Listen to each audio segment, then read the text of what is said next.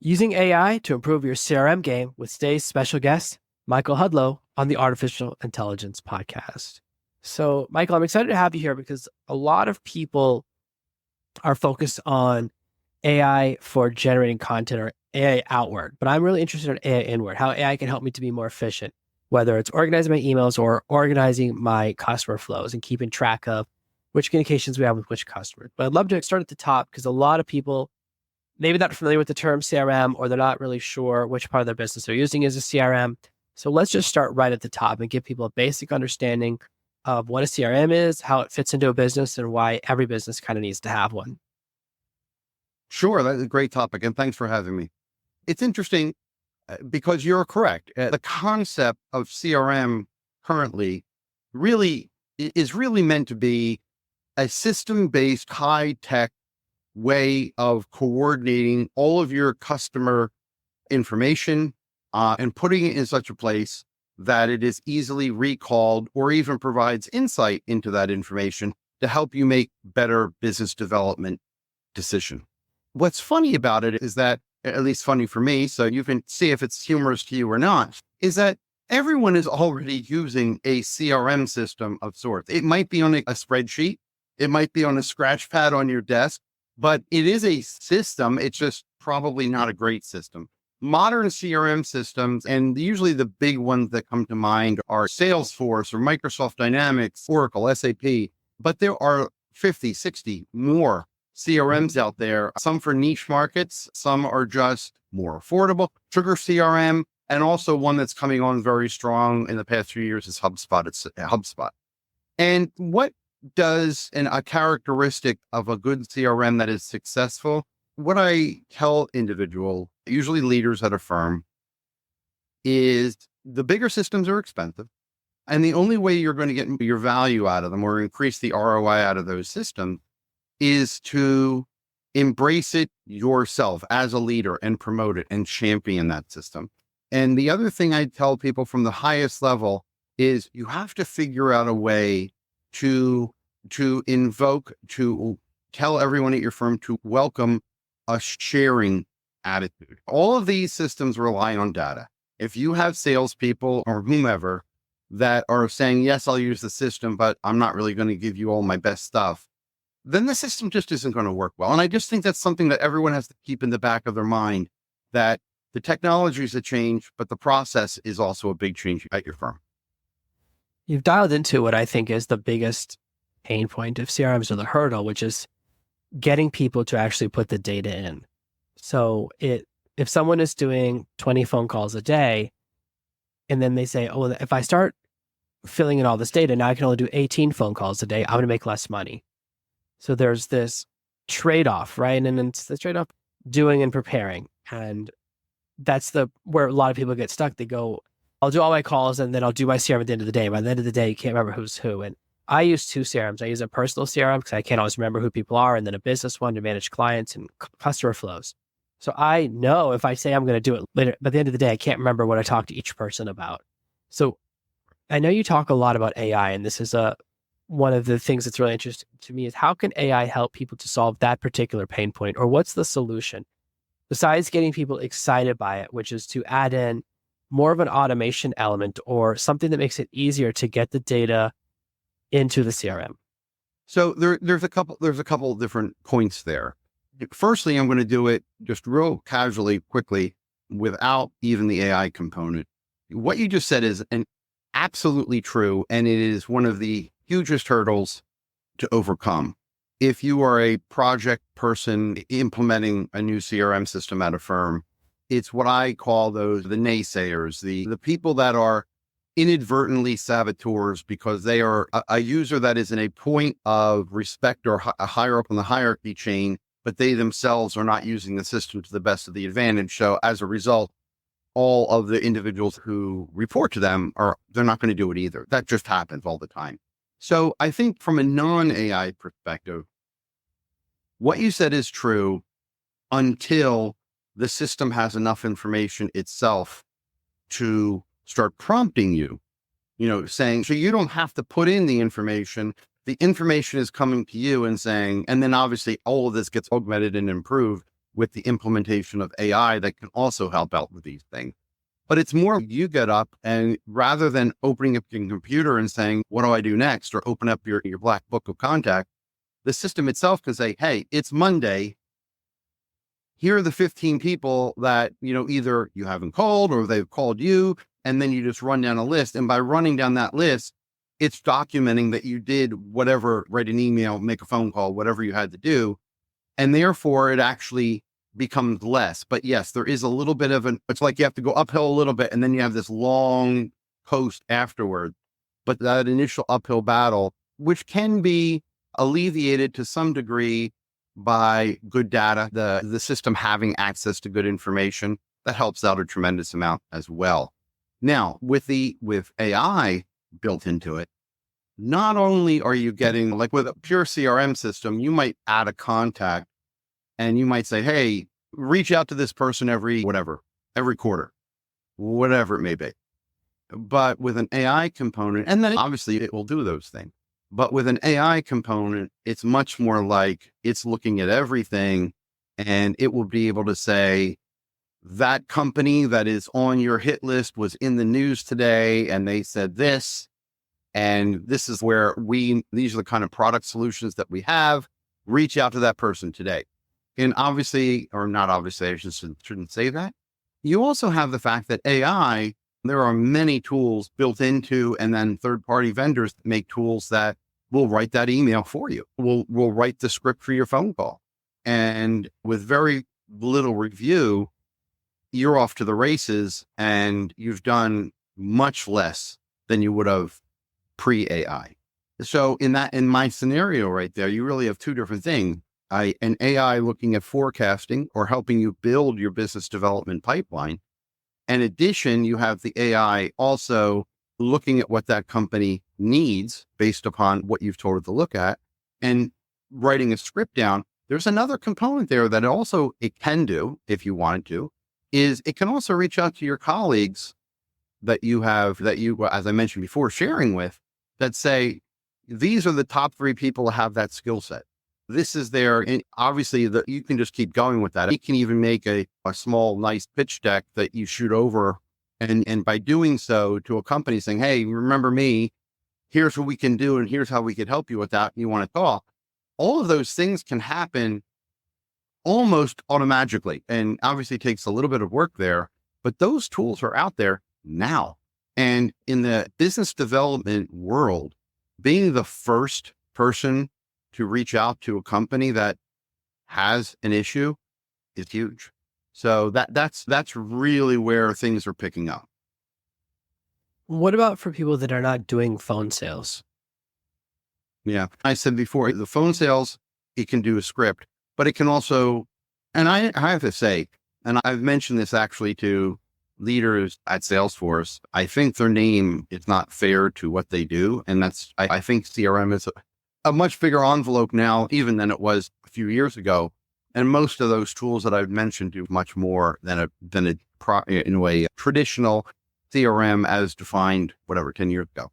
It doesn't have to be for sale. It doesn't have to be for cold calling. It could be for professional services firms. Use them all the time because they are capable of managing your intellectual property. So in the same scenario that I just gave before, you can have AI looking at your top clients that you are servicing or that are in your pipeline that you are interesting, or even help create that pipeline based upon what's happening in the world.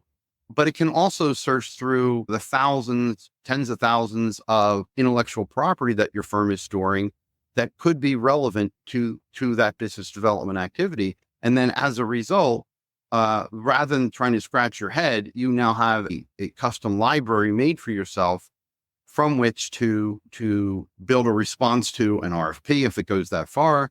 But not only do you have the intellectual property that you used before, you also have examples of what you've done case study wise at these other previously. And you also know the talent that you have available to you. So, whether you're a salesperson, you're a manufacturing firm or a professional services firm or a law firm, all of these things become relevant. Look, I'll give you an example as a law firm. law firms, when working on, and this is just an example, so, take it for what it's worth if you can relate to it. But law firms are constantly reusing engagement letters. And this also works for a professional services firm. Engagement letters, but they have carve out where it says, oh, this one thing has to happen by this date, or this happens, or we're not going to do this. You can have these systems track those carve outs, track those conditions, and even mention to you or remind you of saying, hey, are we addressing this? Are we keeping their data in this kind of place? So that's why these systems are becoming so much bigger than they ever were. They are just morphing into a overwatching brain that is sitting in the background that has access to everything. And you have access to it too, but you just can't make the decisions that need to be made as quickly or as efficiently.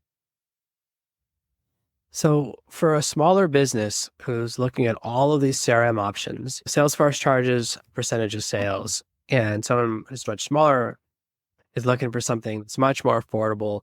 What are the kind of elements to look for in a CRM? What are the most important things? Because a lot of them have a ton of features you're never going to use. For a smaller company, Salesforce has all of these features. They go, I'm only going to use like 3 of them. How do I figure out what's the right critical element and what right for someone like me? Yeah, that's interesting. I mean, first, for most companies, Salesforce is per seat cost. If you get into very specific point of sale, then when you get into other things, but for most companies, they're playing a per seat as opposed to a percentage. But the question is a good one. Here's what I would do. I would look at, before you start looking at, and this is one of the common mistakes I talk about in my book, before you go looking for anything. And I know this sounds very obvious, but unfortunately, or fortunately for me, it is a hugely common mistake. Before you go looking for a CRM system of any size and of any value, make sure you're looking at it for a problem that is, let's just say, broken right now at your organization, or some major hurdle that is stopping you to get to the next level. Make sure you look at it with a monetary eye, meaning don't do it because everyone else is doing it. That's way too easy. Look at it specifically to solve a specific problem that will also help you dial in which CRM package is best for you.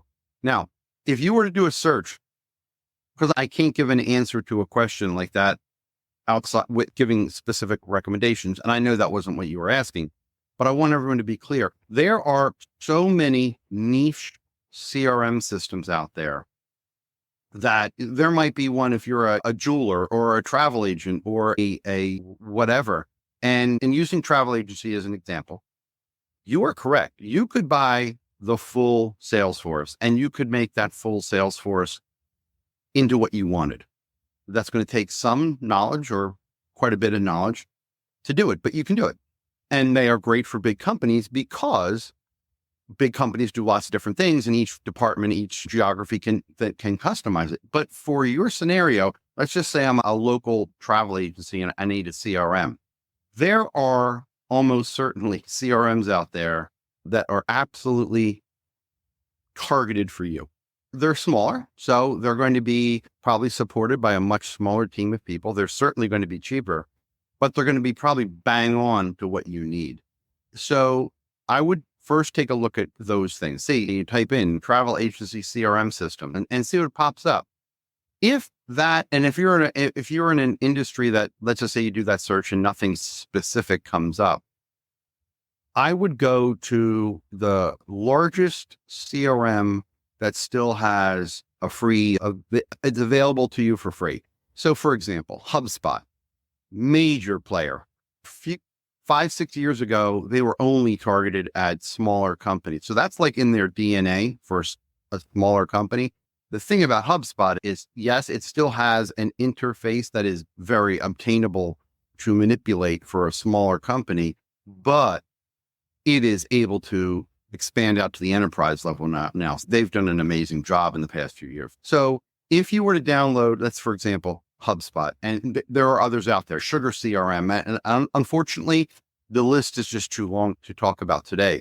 But if you were to go to a HubSpot, those companies, including the larger guys, all have app stores similar to what you use on your iPhone or your Android or whatever. And many of them have people that have built templates, for lack of a better term, that work for an industry. So you could go, for example, and I'll just stay with HubSpot, but I'm not trying to just dial in onto them only. Download it, use it, get a free license, and then go look at their app store, and you may find your company there as well. But if you have somewhat of a technical leaning, then I would say don't be scared to try any of these middle market or smaller CRMs. They're all, for sure, the middle market ones are built very well, and you should be able to get it through with no problem. If you have no experience, I would still do the same search, but at the same time, I would probably go look on one of the online services like Upwork or any of those kind of things and see if you can hire somebody for cheap to do what you wanted to do. But I am going to go back to my first comment. Before you just buy something outright, write down on a piece of paper of what is failing at your company or something that is holding you back, and write it down and make sure whatever you're doing, those 2 or 3 things that you've highlighted are addressed. Because if they're not, you're still going to have to do them in the future world manually. And that's just going to scatter this whole process. And you're not going to meet your own expectations. I think that's some really good advice. Where can people who want to learn more about you, check out your book, and maybe even have you help them set up their CRM, where can they find you? What's the best place to find you online? My website is Bitsia CRM, BITXIA CRM.com. I'm on LinkedIn under my name. I'm not so sure there's any other Michael Hudlows. And I provide, what's interesting, and this is just not to scare anybody, but this is my opinion of the state of the industry right now. There are so many companies that are 3 years into or 2 years into using or starting their CRM system that are deeply upset because it didn't meet their expectations, or I spent X and I don't think I'm getting half of that money back. And it's a very common problem because I think there are some very basic mistakes that were made before purchase that were not addressed. And one of them happens to be what I was just talking about, not knowing why you're doing it. So yeah, you have to take some time. But I think what happens is, the good news is all of these systems are extremely capable systems. They're extremely capable from a technical standpoint. Don't be concerned, for the most part, that this system, hey, I needed to do this, it can't do that. It really doesn't happen too much anymore. It's much more likely that you want to do this, your partner wants it to do that way, and someone else in the firm wants it to do another way, and it doesn't meet anyone's expectations, and you just have this thing that is, mediocrity. So there are some, I tell people that the processes that you have now, write them down, say what you wish they were doing, and then take what you wish to be were doing into the system. Don't take your old processes. They almost never work. Well, that's some sound advice. Thank you so much for being here for today's episode of the Artificial Intelligence Podcast. You're welcome. Thank you.